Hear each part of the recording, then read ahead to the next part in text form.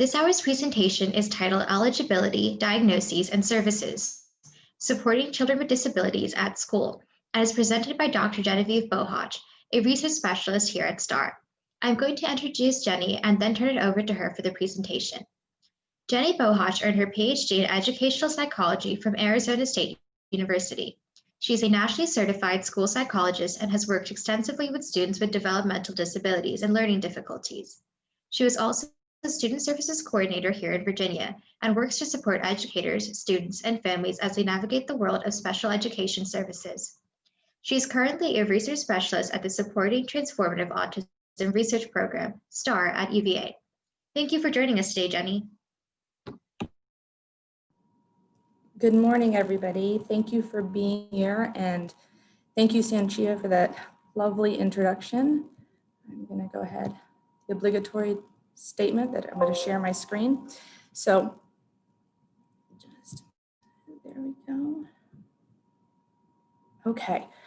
So as Sanchia said, my name is Jenny, and I am a school psychologist.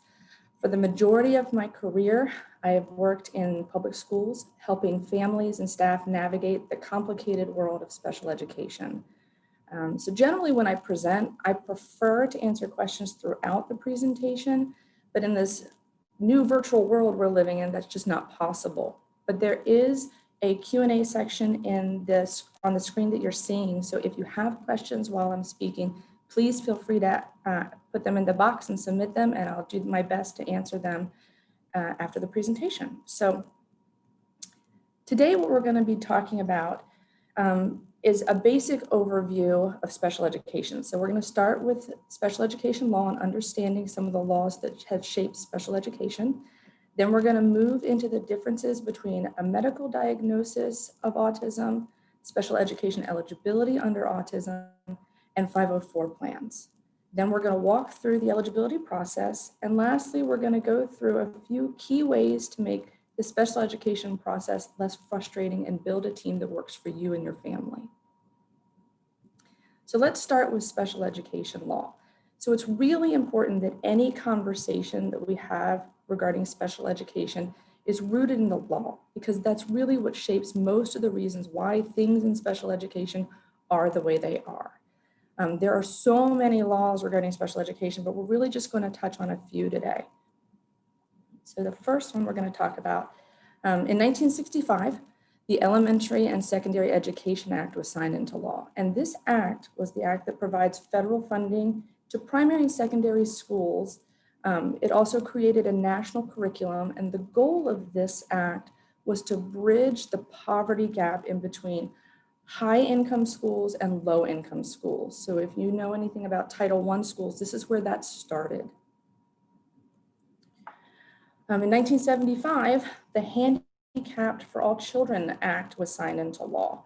And this act required all schools that accept federal dollars to provide equal access to education for children with physical and mental disabilities.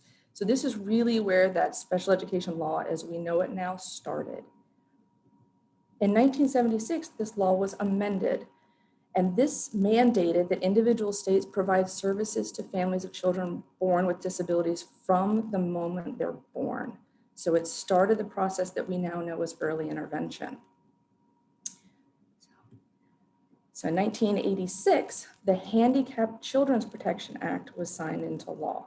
So this was the law that started to give parents of children with disabilities more say in the development of their child's individual education plan, or IEP, and have more input into the process, where before it was more the school telling families, this is what we can offer, this is what we're going to do. It gave them more input into the process. So in 1990, the Americans with Disabilities Act was signed. So this is a civil rights law that prohibits discrimination against individuals with disabilities in all areas of public life. So this applies to all of us. From the moment we're born until the moment we die, the Americans with Disabilities Act could apply to our lives. So if you have a job, if you're in school, if you need transportation, anything that's open to the general public, this law applies to. It's the law that requires places to have ramps for wheelchairs, that requires jobs to provide specialized telephones for individuals that are deaf, things like that. Also in 1990, a really important fact happened with the Handicapped Children's Protection Act. They added 2 different disability categories to that act. They added autism and traumatic brain injury. So up until that point in 1990, autism was not a disability category in schools. So in 1997, the Handicapped Children's Protection Act was reauthorized and then renamed to what we commonly know it now as Individuals with Disabilities in Education Act, so IDEA. So this was reauthorized with some key changes. So it emphasized providing all children with access to the same curriculum. It also allowed states to expand the definition of developmental delay. So originally it was birth to 5, and in this reauthorization, it went up to age 9, but it still left it up to the states to determine what age ranges that applied to. And in 2004, IDEA was reauthorized. So this added what we now know as early intervention for students. So how we see early intervention, this law, when it was reauthorized, created that. It also required greater accountability and improved educational outcomes that the school has to show. Additionally, it raised the standards for instructors who teach special education. So they now had to be certified. They have to have specific degrees and keep up that certification year to year. And one of the other things it did was if a school is identifying as special education needs children that are more disproportionate minority children in that category, it told the schools that they would be able to allocate up to 15% of their special education funds. They would have to move that to the general education fund if they were disproportionately identifying minorities in special education. So it really gave a financial component to that. So these laws, they did the very best to create special education laws that were really black and white. Children with special education needs get services, and they need to be services that as closely replicate those services of their non-disabled peers as possible. They tried really hard to do that, but those of us that work in special education know that very rarely is anything black and white when you're working with children in schools. So special education and special education educators tend to live in the gray. And because of that, the special education laws are constantly changing. And one of the ways that special education laws change is through landmark cases. So we're going to talk about a few. There are thousands of special education landmark cases, and I encourage you to look at them if you're interested in specific areas of special education law. So the first one we're going to be talking about is a little old, but it's really important because in Honing v. Doe, they address the stay put provision in IDEA. So basically, this ruling attempted to change the unilateral authority that schools had in excluding children with disabilities from school. So expulsions, suspensions. So schools were no longer allowed to expel students for behaviors or actions related to their disability. So for example, a child with autism who became violent and hit their teacher could no longer be expelled because it was a product of their disability. It also further emphasized the importance of parental participation in both the development of IEPs and reviewing its effectiveness. So parents really were required to now join the process from the beginning. So the next landmark case we're going to talk about is TR versus v. Kingwood Township. So in this incident, a preschooler was offered a spot in a classroom, and that classroom had half the students that were special need and the other half were typically developing children. And the parents declined that place and requested a different place with fewer students with special education needs. And the school did not agree with them. So the courts ruled that because the classroom that they were offered was not a typical classroom, it wasn't a general education classroom, it also wasn't a special education classroom, but it was definitely more restrictive than a regular, fully mainstream preschool class would be, that was against the IDEA rules. So the courts talked about that even a reverse mainstream class, which this was, may not be the least restrictive environment for a child with disabilities. if there was another less restrictive setting available within a reasonable distance from that child's neighborhood school. So really emphasizing what least restrictive placement was. In Zachary Deal versus v. Hamilton County, this one was talking about predetermining, which if you work in schools know that we don't do this. It's not something that the school districts do if they can help it. So in this instance, a child with autism, the families wanted a specific service and the school never offered them that service. They failed to discuss it, they didn't offer it. And the court said that that was clearly predetermining because the only service they offered was the one the school provided. So the family was looking for a Lavas style ABA service for their child, and the school never offered it and only offered the one they had available. And the courts found that that was predetermining, and the schools did not take into account the individual needs of that child. Regardless of circumstances, they should have been offered all the available services, and failing to do so was predetermining for that child. And the last landmark case I'm going to be talking about today is a more recent one. And if you work in special education, hopefully you've heard about it. So Andrew v. Douglas County, this happened in 2017. So this is a case about a young boy with autism who was making no progress on his IEP goals. The parents argued in this case that he should have had an equal opportunity to achieve success like all the other children. The school district, however, came back and said that he only had the right to a de minimis or minimal benefit from the IEP. So the Supreme Court rejected that de minimis standard and said that, and I quote, "A student offered an educational program providing merely more than de minimis progress from year to year can hardly be said to have been offered an education at all." So schools and special ed teachers are required to show that their students are making adequate progress. They're making good progress, not just minimal progress. So changing a goal and adding a few letters to an alphabet identification goal is not sufficient. They have to be making adequate, sufficient, or good progress. They cannot just be getting by. So I've talked a lot about IDEA. So what is it? So IDEA is the federal law. It's the overarching umbrella law that ensures with all students with a disability are provided a free and appropriate public education, and that education meets their individual unique needs.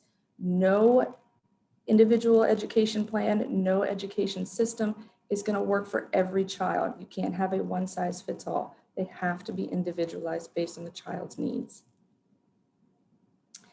So furthermore, IDEA governs how states and public agencies provide all these services. So for these services, we're talking about early intervention, we're talking about special education, we're talking about the related services, occupational therapy, speech language therapy, physical therapy, behavior supports, all of those things, to more than 6 million eligible children with disabilities in this country. So it's a big law that encompasses a lot of factors and a lot of children. Currently, there are 13 school-aged disability categories. So you remember in 1990, we added those 2 new disability categories of autism and traumatic brain injury. And then there's also developmental delay. So in Virginia, that category is eligible through the age of 6. So here are the 13 categories. I'm not going to read them to you, but they haven't changed since it was reauthorized. And these are the categories that will be brought up if you're ever in an eligibility meeting discussing special education needs. These are the categories that you'll work through those worksheets that the federal government and the state has provided to determine if the child is eligible. So there are 6 principles to IDEA. So the first principle is zero reject. So zero reject means that school divisions have to take all children. So it is up to the school to locate, identify, and provide an education to all children with disabilities. This is where you'll see child find, that you'll see school divisions reaching out to pediatricians, to preschools, to daycares with information. If you see a child or are concerned that a child has a developmental disability, please bring them to us. We'll create screenings, we'll sign them up for evaluations. It is the school's obligation to reach out and find these children. The second principle is evaluation.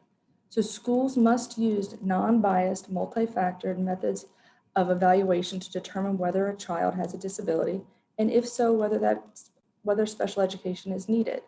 It also outlines the qualifications of individuals providing those evaluations.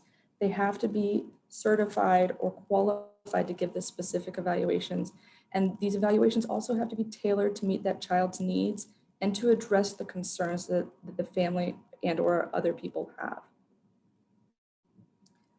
The third principle under IDEA is free and appropriate public education. So we talked about this a little bit before. So it just basically means that all children with disabilities, regardless of the type of disability or the severity of that disability, they should receive a free and appropriate public education, which means the parent shouldn't have to pay for any component of that education. It's without cost, just as it would be for any typically developing child. So this was one of the topics we talked about in the cases that we discussed earlier. So least restrictive environment. So the goal for least restrictive environment is that students with disabilities should be educated with children without disabilities to the maximum extent possible. So when you're in an IEP meeting and you're talking about placement, do they receive their special education services in the general education classroom? Do they receive it in a pull-out service in a resource classroom? Or are they in a specialized school for individuals with disabilities? This is what we're talking about, least restrictive environment. The fifth principle of IDEA is procedural safeguards. So anybody that's been in any special education meeting or any family knows how much paperwork is involved. I feel like I'm just handing prior written notices every time I turn around to see one of my families I work with. But the schools must provide procedural safeguards to protect the rights of children with disabilities and their families. This means that everyone needs to be on the same page every step of the way. So this is why parents are required to sign consent to test. And then they have to sign consent to the eligibility determination. And then they have to sign again, consent for the IEP. And signing one does not mean you give your consent for the entire process. It's every step along the way. And for every meeting, you'll get notice of what happened during that meeting, what's going to happen based on that meeting, and just kind of an overview of the meeting in general to make sure that everybody knows what happened and is on the same page. And the sixth principle is parent participation.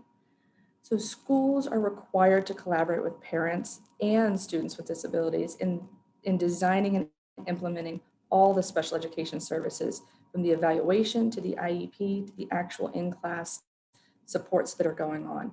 Parents are a huge component to this process and really are one of the most invaluable aspects to the team. So moving on to, we've talked about the law, we've talked about the principles of IDEA. So what about eligibility? How is eligibility different from, say, a medical diagnosis? And really, does it matter? Well, there's no real clear-cut answer. So yes and no, it does matter, it might not. It depends on what you're looking for.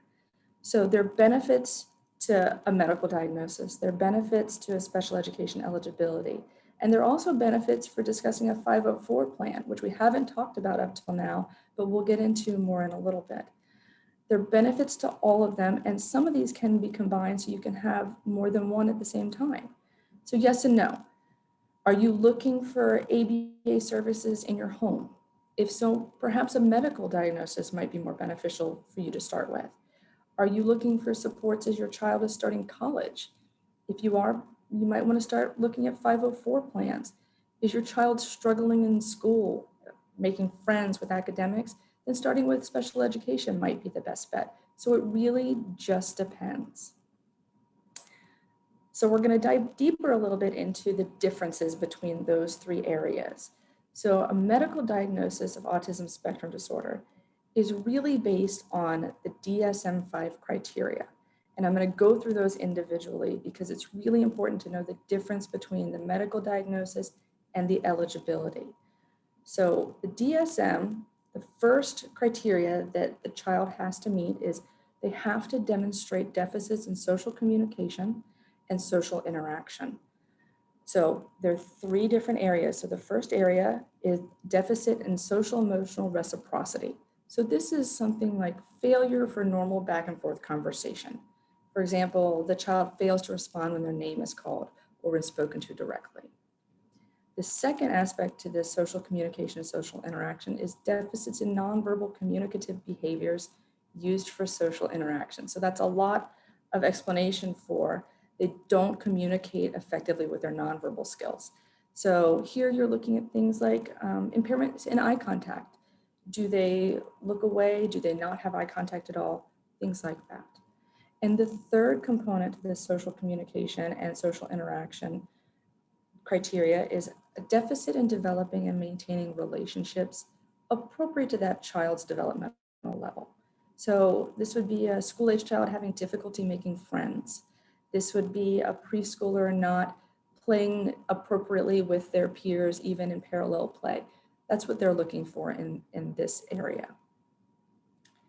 The second aspect is looking at restrictive and repetitive and stereotype patterns of behaviors, interests, or activities. So the child has to meet 2 out of 4 of these criteria. So the first criteria under here is stereotyped or repetitive speech, motor movements, or use of objects. So this can be something like echolalia, when the child repeats everything that you say or the last few words that you say. So it's a repetitive pattern of behavior that they're doing. The second component to this is excessive adherence to routines, ritualized patterns of verbal or nonverbal behavior, or excessive resistance to change. So what we're looking for in this area is when children have difficulty transitioning. If their schedule is changed, do they lose the rest of the day? Are they able to recover from that change? Things like that.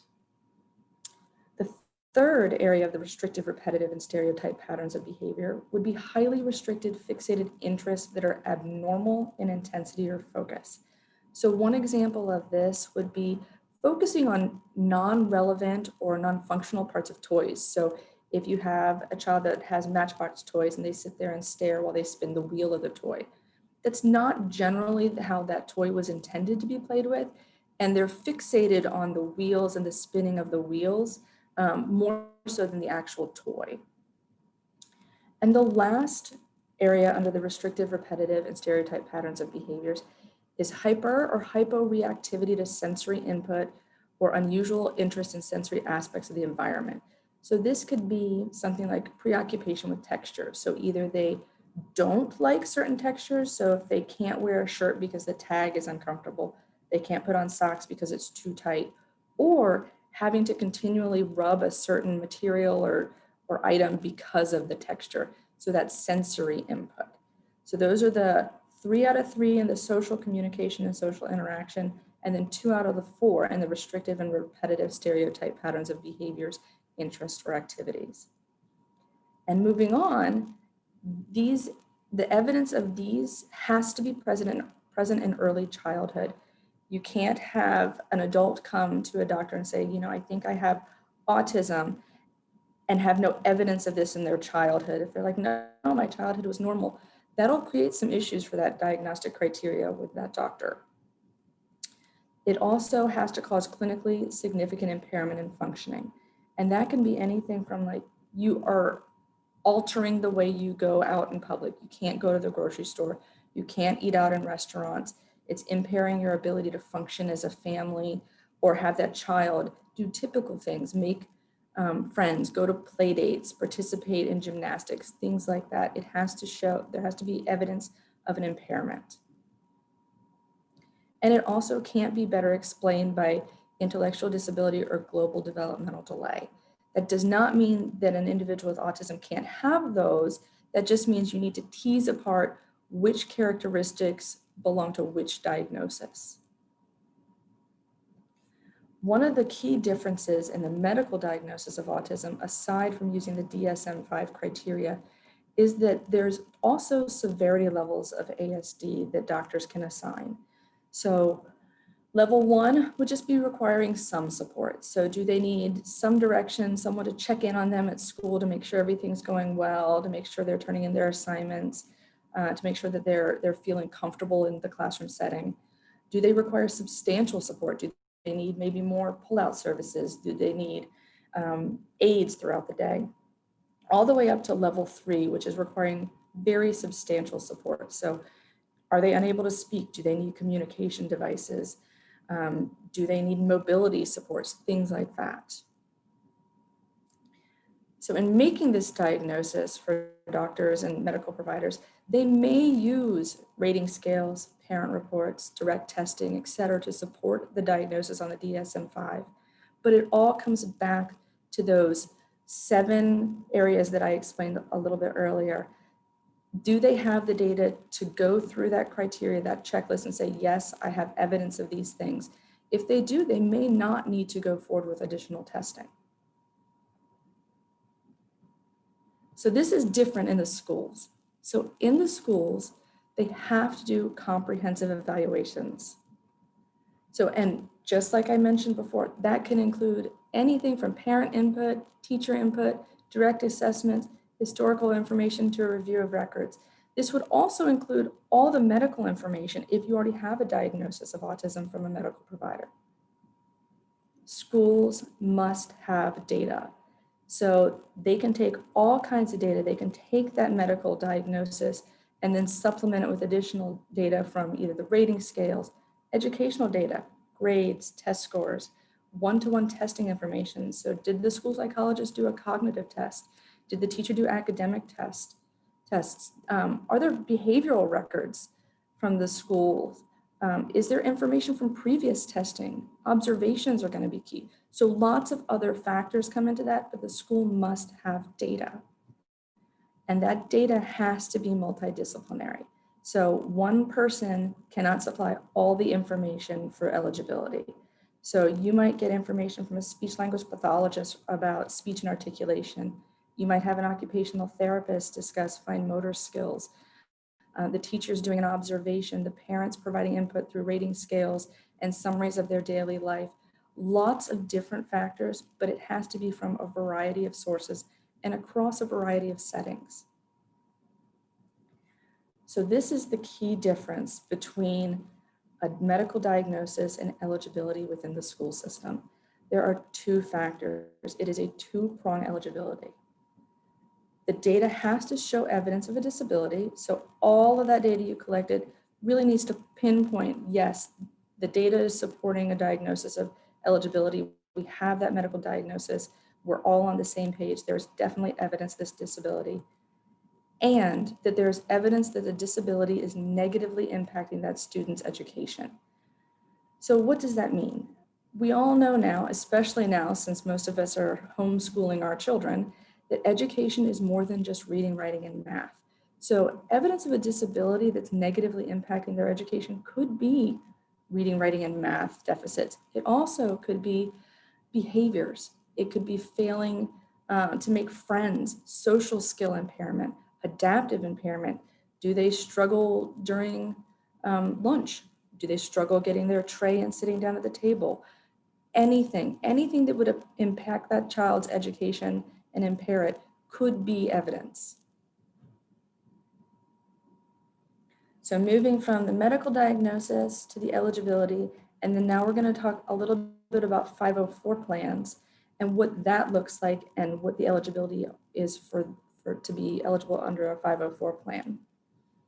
So 504 plans, they are a civil rights law. So it's Section 504 of the Rehabilitation Act. So this provides a variety of things for students, families, and also adults who need them in their jobs and careers. So it can provide accommodation. So that in schools, that would just change how something's taught. Do they need extra time to process? Do they need extra time to complete assignments? It also offers modifications. So changing what is taught in school. Are they focusing only on the main topic, the important ideas and concepts and taking out all the extraneous information, that would be a modification in what's taught. And in certain circumstances, some schools can provide services under 504 plans, such as support from a special education teacher, check-in services, things like that. How does one qualify for a 504 plan? So the individual has to have a physical or mental impairment which limits one or more major life activity. So what is a life activity? It's very, very broad. So it's basically anything that is a factor in your life, from performing manual tasks to walking, seeing, hearing, breathing, and one of the important things in the law is learning. So that's really where schools come into play. And they have to show a record of such an impairment. So there has to be historical evidence of that. So whether that's a medical diagnosis, whether that's just evidence over a time period that this is impairing them, there has to be record of it. And this is a key component, or the individual is regarded as having such an impairment. So you don't necessarily have to have that medical documentation. You have to suspect, you have to be told, my child has autism. You don't necessarily need to see that medical documentation, but if you have been told and you suspect that that individual has a disabling condition, that would apply as well, and they might qualify for a 504 plan. So an important thing to know about 504 plans is all of those procedural safeguards we just talked about under IDEA are also present here. So you have to have parental consent to do an evaluation. You have to have parental consent to start a 504 plan. So each step of the process, there is that procedural safeguard protection for families and students. So some important considerations for 504 plans. Similar to eligibility in schools, you have to have data. You can have evaluations from the schools. You can have medical documentation, parent input, observations. Oops, nobody to move. I was sitting still too long, sorry about that. You have to have that data. And in this case, a medical diagnosis is not enough to qualify for a 504 plan. There has to be additional data. And often school divisions, if you're going to talk about a 504 plan, they're going to want to do a full evaluation just to rule out if an IEP is more appropriate. So individual school divisions can decide if a student can have a 504 plan and an IEP, or they have to have one or the other. So for example, if a child has an IEP for speech articulation errors and they have a diagnosis of ADHD and need behavior support, can they have both?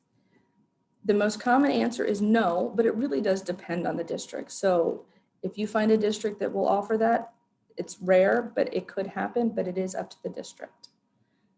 The important thing to know is if the child is on an IEP and there are some other things that are going on that maybe don't fit necessarily with that category, you can add accommodations and modifications to an existing IEP to support that additional diagnosis. It doesn't necessarily have to be in the IEP as an eligibility category, but it might be. That's why the evaluation is key. And the third thing is, this is very important. If a parent refuses an IEP, say the student was evaluated, the team determined an IEP is appropriate, they offer an IEP, and the family says, no, I don't want an IEP, I want a 504 plan. The school district is under no obligation to offer you a 504 plan. If you refuse an IEP, the courts take that as also a refusal of 504 plan. So that was an Office of Civil Rights letter in 1996. So they did say a rejection of the services offered under IDEA amounts to a rejection of services offered under Section 504. So just know that when you're going in through this process. So talking about the process, what is it? What is the eligibility process? So it's complicated. So it starts up at an initial referral. So what is a referral? So this is information provided to the school. It can come from parents. It can come from standard school screenings. It can come from a teacher that's saying, I have a concern about this child in this area. So once that referral is received, the school has 10 days to meet with the team and the family to determine what's next. Now, if that 10 days isn't convenient, it doesn't fall on good days for the family, they can meet outside of that if the parents request it, but the goal is to meet within 10 days of receiving that referral. So they'll meet, they'll discuss all the data that was brought to the table and see what else is needed, if anything, and usually more information is needed. So during that meeting, they will discuss what additional data, what assessments do we need, and then they'll get parental consent to start that evaluation.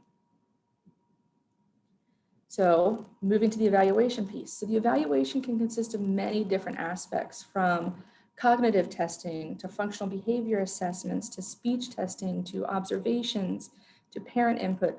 All of that in totality, all of that data is part of that evaluation.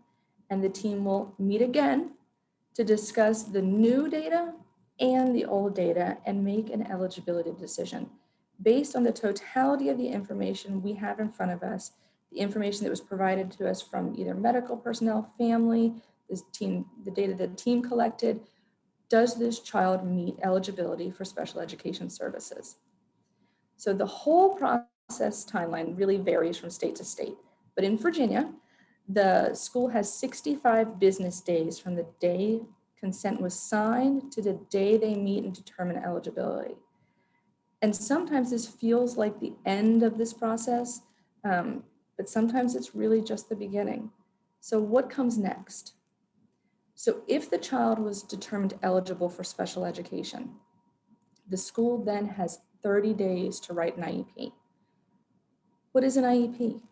An IEP is that individualized plan that is written specifically for that individual student with a disability, that is developed by the team, it is reviewed frequently and consistently, and it provides an outline for what that child's year is going to look like, right? IEPs are written yearly. So what is that year going to look like for that child based on the input and the data that we have currently? So these plans includes things like the present levels of performance. So how is the child performing in all his classes? How are they performing regarding communication, regarding fine motor skills? All of those present levels. It'll include goals and sometimes short-term objectives. This is our long-term goal. Here are the short-term objectives on how we're going to meet that goal over the course of a year. It will also include the accommodations we've previously talked about and modifications as appropriate. It includes information on state and district testing assessments. Are there modifications needed for those standardized tests? It'll discuss the least restrictive environment, so placement. Where is this child receiving their services? It'll discuss extended school year. So does this child need services over the summer to make sure they don't regress in their skills? It'll also discuss transition if the child is 13 or older. So what is the plan for this child as they're starting to exit school? What's going to happen next? And then it'll have considerations. So was English second language skills, was that a factor? Are they hearing impaired? Was that a factor? Are they visually impaired? Is that a factor? And then, as I've mentioned before, you will have that consent page in the prior written notice as well, just outlining what the meeting looked like. So they're eligible and the IEP is done. That is definitely just the beginning. This is a process and it's a cyclical process.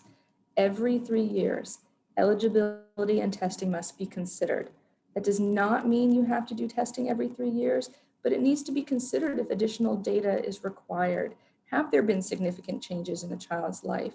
What's going on? Do we need updated information? So speaking of testing, it's important to remember that testing can occur anytime based on a team decision. So it doesn't have to just be that 3-year eligibility review. It can be midway through, it could be right after you've finished determining eligibility. If something comes up and you say, for example, want to add a service or want to remove a service, or you just want updated information on how they're doing in a specific area, the team can request testing at any time. Similarly, an IEP meeting can be requested at any time. Anytime you're reviewing the IEP, that's an IEP meeting. And it's really important to have frequent IEP meetings to make sure everyone's on the same page. So parents can request an IEP meeting at any time. Teachers can request an IEP meeting at any time. School administrators can. Anytime you want to meet and discuss the IEP and that child, you can meet. And all decisions are based on a team's input. So, and that goes from eligibility, that goes from determining what tests you need to gather for eligibility to writing an IEP. Everything has to be made on that by that team decision using that multidisciplinary approach. So what happens if you're in eligibility and the child was determined not eligible for special education? So the first thing you might want to consider would be, is a 504 plan appropriate? Do they have documentation of a disabling condition? And is there impact in school from that condition? Talk to the team about that. So maybe switching from an eligibility to a 504 meeting might be appropriate. Do you want to sit back and monitor the student's progress? And then after some time, and if the concerns continue, have a meeting then. So this really comes into play for, say, you're evaluating a child who's young, so kindergarten, first grade, and there aren't those academic demands that are readily available as they would be in older grades. So maybe they're not showing any academic or educational impairment at that time, but they might later on. So monitoring them and just keeping a close eye on them and tracking them as they get older and they go through different grades. And then lastly, you can disagree with the team's decision. You can always disagree, and IDA really outlines what that looks like. So you can request further evaluations to dive deeper into areas you've already looked at or look at other areas. You can request an independent educational evaluation. So that's a qualified provider outside the school district, provides additional testing to either support or refute the testing that was already done within the school setting. You can go to mediation. So a trained mediator might be sought by the parents or the school district to help with the negotiations. Or you can go to a due process hearing. So that is another impartial procedure that really helps resolve those disagreements between schools and families. So how do we make the most of your team? Communication. Everything starts with communication. So it's really important that you share all the data. Provide the whole team information from everyone. Be upfront with all the documentation and data. So share it between schools, medical providers, outside therapists. Make sure everybody is on the same page and has all the information that's pertinent to your child. Asking for input. Ask the school to provide input when you're going to medical appointments, and ask the doctors and the physicians to provide input to take to the school meetings. Also asking outside providers or outside behavior specialists that you're working with for their input. They can just quickly jot it down and take it to these meetings. It's really important that everyone's voice be heard at these meetings to make the best plan for the child. If you find something works, either at school or outside in private therapies, use it. Share that information with the team. Say, you know what, this visual schedule that their speech therapist provided in private therapy really works for them. They really understand it and seem to use it a lot. Send it to the school. Show them a picture of it. Maybe they can recreate it and use it at school. Creating a team that works for your child. You can always have outside providers in any school meeting. Invite them. Have them be there, make sure everyone's on the same page. Or you could sign releases. So maybe the speech therapist at the school can talk to the private speech therapist, or the school psychologist can talk to the physician that did testing. So you can sign those releases and create that team that really works for your child. And be honest, be upfront and honest about any concerns you see the moment you see them, and set the expectation that the team can do the same, because you all want to be able to head off issues as they come up and not wait for them to get bigger and bigger. So I've said this quite a few times, get on the same page. Children change so quickly, and having one annual IEP meeting may not be sufficient to make sure you're getting all those changes, especially when they're young. So schedule those IEP meetings, schedule those progress reports, schedule those parent-teacher conferences, and call IEP meetings as soon as you see something's changing. Make sure everyone's on that same page. Make sure everyone knows, hey, this has changed in my house, or this has changed in this classroom. Do you see this too? Holding on to concerns just makes those problems get bigger. So if you have a concern, reach out to the case manager, reach out to the team and say, I'd like to talk this through. Be upfront about the concerns so you can problem solve as a team. And allow your child to participate. And this might be contrary to some of the things that IEP teams do, but the IEP process will be turned over to this child once they're 18. So they'll be in charge, they'll be in the driver's seat. So including them at a developmentally appropriate level early will set the groundwork for them. So now we're going to talk a little bit about paperwork. And if you've been in a special ed meeting, you know the mounds of paperwork that people rifle through. So don't get overwhelmed. If you need additional paperwork, you've lost a report, you can always request it from the schools, but keep good records. Find an organizational system that works for you. I've had families use the accordion folders. I've had families use different binders for different years. I've had families use folders for each service area. Whatever works for you, use it and be consistent with it.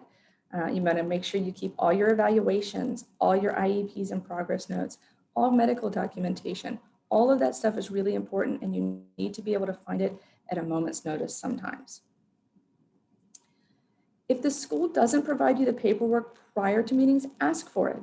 It's easier to read through it ahead of time, jot down your questions, and then ask them in the meeting than it is to be handed a documentation during the meeting and expected to read it and then come up with questions. That's a lot. IEP meetings are overwhelming as they are. So ask for the records beforehand, review it, and write down your questions so you know what you're going to ask when you go into the meetings. And talking about those meetings, you can take any paperwork home prior to signing it. If you didn't get it ahead of time, take it home, review it, jot down your concerns, and either ask for a follow-up meeting, or if there are no concerns, you can sign it and give it back to the school. But don't feel the pressure to sign during the meeting if you're uncomfortable. You can always take it home and review it. So the last thing I'm going to talk about is just keeping your child's goals in mind. That's the key. You have a team of experts working with your child. Use their knowledge to build the best support system possible. Ask them about how to solve certain problems you're having. You can email them at any time. And your voice as a parent or as a clinician really matters. Parents are the key component to special education teams. They know their child best. Sharing thoughts, ideas, concerns is the best way to problem solve and create that environment of honesty and openness that an IEP team really needs to be successful. Ask questions. There are really no stupid questions in special education. The law, as we talked about earlier, is constantly changing. It's better to ask a question than sit there and wonder and stew about a concern or something you don't understand. Ask the question. There might be a really, really easy answer. And encourage other team members to ask questions of you as well, and then listen to each other. Change, especially now. We should all be willing to adjust and adapt to the changes facing not only schools, but school staff and families and children as they get older. Change is really the only consistent thing now, and we have to be able to pivot and turn at a moment's notice. So give yourself a little grace and space, take some time to process these changes, allow the school staff to do the same and your child to do the same. And I just mentioned this before, but very often students are left out of special education meetings because they're boring, which sometimes they are, or parents don't want them to hear negative things about themselves. But really having the student in the meeting changes the dynamic. It makes it much more positive. And it gives the child some degree of control over a world that really is out of their control. Ask their opinion on goals. Is that an appropriate goal for you? Do you want to work on that? Is that important? Obviously, take it into consideration that there are goals that have to be worked on that they might not want to do, but take their opinion into consideration. What are their goals long-term? Are they different than yours? Are they different than the team's? And be aware that goals change month to month, day to day for children, but it's still important to take their consideration into mind. Special education is a really long road. It's complicated, it's challenging, it's frustrating. It is important to remember that school staff are there to help your child succeed. I've met lots and lots of educators over my career, and the vast majority really love what they do, and they love their students. It's their passion to help children with special education needs be successful. And they really do celebrate every tiny, tiny progress with the most amount of joy that you would ever imagine. And just as frustrating as the process is for families and children, it can be equally frustrating for school personnel because they can't change the laws. They have to work within them. So creating that team that you can go through it together is really the most important thing you can do. Thank you so much for being here, for your time. I really appreciate it. I am happy to answer questions, but please remember that this is being recorded, so confidential information probably shouldn't be shared. Thanks so much. Thanks for that great presentation, Jenny. We're now going to open it up for questions from the audience.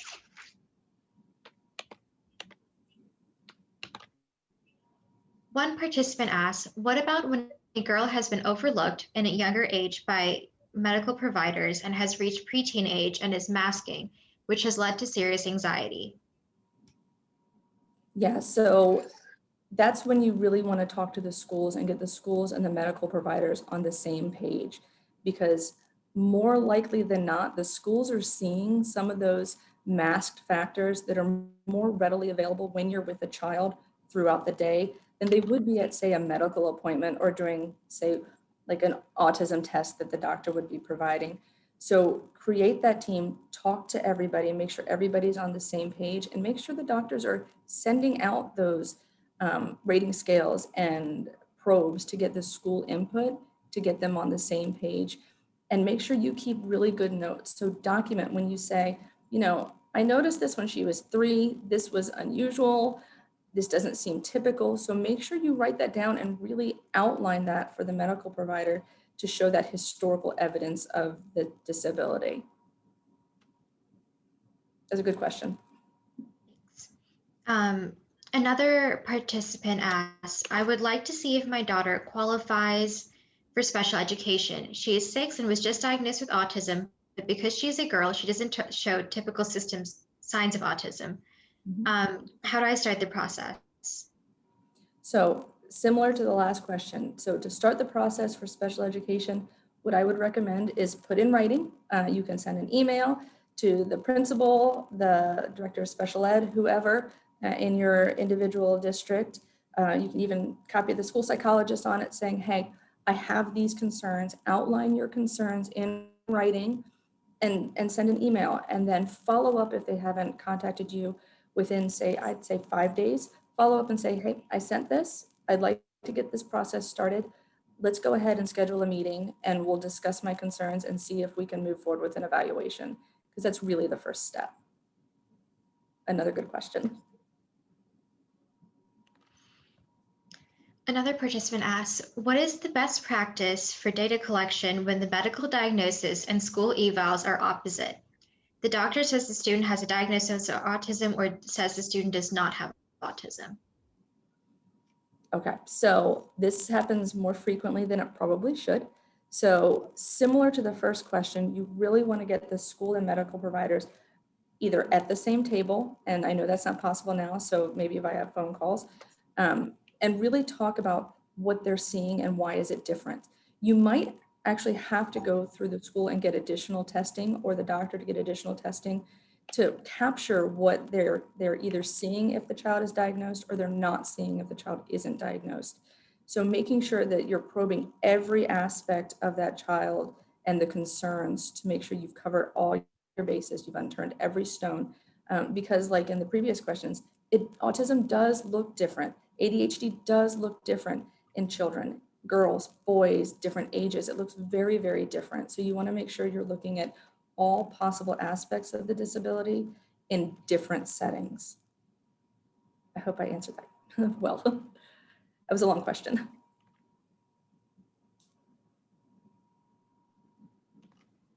Okay, another participant asked, how do I ask for a meeting summary following an IEP meeting? We've been doing this for 2 years and have never received meeting summaries. They just send a signed IEP. Oh, yeah, that's not good. So for every special ed meeting, you should be getting a prior written notice. And maybe that's incorporated into their IEP, but that really is the meeting summary. You can actually ask them to take IEP notes during the meeting. Say, I want you to take notes on this meeting, and then that would also be incorporated into their special education file. Um, but the prior written notice is really where you're going to be finding the outline of, okay, what was discussed in this meeting? What is the plan going forward? What were the alternatives that were discussed during this meeting? Did we look at different areas of eligibility and why those were not accepted or why you didn't discuss it further? So that really outlines it. And if you're getting prior written notices that aren't detailed, that give you really a good outline of what happened at that meeting, you're going to want to talk to the team and say, you know what, this is not sufficient. We need more detail. I need to remember what happened during this meeting, or you're going to have to take meeting notes and provide them to me. And one other thing, sorry, Cynthia, you can also record meetings. So you can do that, give the school a heads up, they'll record too, but you can record it because they are overwhelming. And, we've all walked into those meetings where you have like 10 people around a table and it feels like you against them, but it's not meant to be that way. You're a team working together. Feel free to record so you can listen to it later in a setting and situation that's less emotionally charged.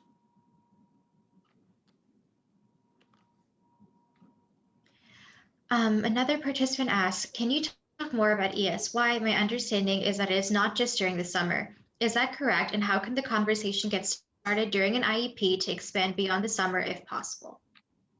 So ESY is extended school year, and typically it's just during the summer or any long breaks. Let me clarify that, any long breaks. So the goal is for the child to maintain the growth they've made prior to the break so that they don't regress or lose anything when they come back. So typically summer is the one we really talk about because that's the longest break and where we see the most regression. So there are two different ways for ESY to work. So the child has had to have demonstrated over the course of some other breaks, short breaks. So we're talking winter break or spring break, that they have regressed and they've taken significant time to recoup that learning they had prior to the break. So if there's evidence of that, that's one way to be eligible for ESY. The other way is if they're at a critical stage of development. So for example, a child who is just learned how to walk in school. They were immobile before, they were unable to walk, and they just learned how to walk, or they're just starting to learn their academics after some time been working on that. So they're at a critical stage of development. That would be another way that they would qualify for that. But you just have to talk to your school division and say, I need these services. This is why, and open that discussion and then look at the data. Next question. As an aspiring family advocate, what is the number one piece of advice you would give to people beginning this journey? Oh, be patient. Be patient and be willing to listen. Special education is difficult. It is a field that is always changing. Even without the pandemic, it is always changing, but more so now. I think you have to be patient and be willing to listen to different sides and be willing to problem solve. I love working in special education because it is very much like a puzzle. You're trying to solve problems to help children reach their best potential. And it is the most rewarding field to be in. So I love it, but be patient with the process, be patient with yourself, and listen.